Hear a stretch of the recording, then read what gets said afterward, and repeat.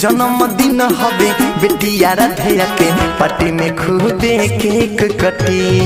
जन्मदिन हवे बेटिया राधे के पार्टी में खूबे केक कटी।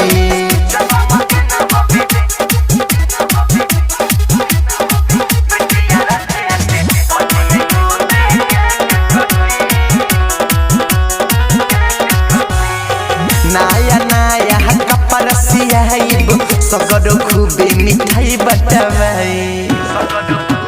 सुन तारा खुश से हमनी संगे संगे खूबे ठुमका जोर से लगाए।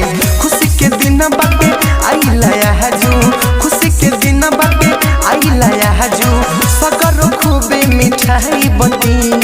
जन्मदिन हवे बेटिया राधे के पार्टी में खूबे केक कटी।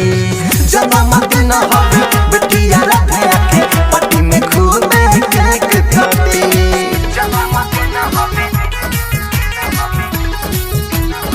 बेटिया राधे के पार्टी में खूबे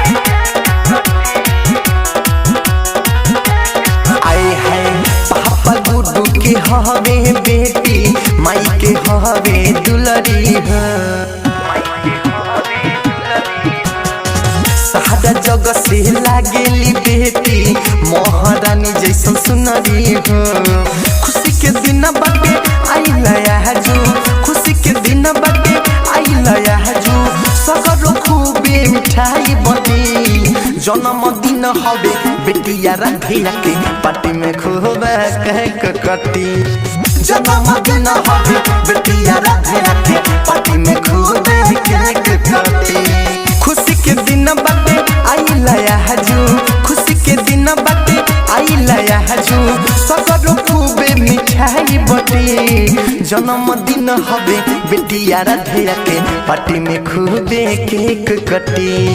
जन्मदिन हवे बेटिया राधे के पार्टी में खूबे केक कटी। Albela recording studio Gadhimai Nepal. Subscribe now and press the bell icon. Never miss an update.